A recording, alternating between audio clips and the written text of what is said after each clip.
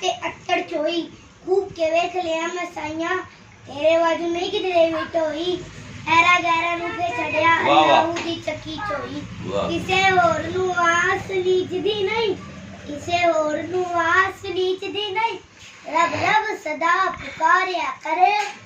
रख तकिया उस दी जाद उते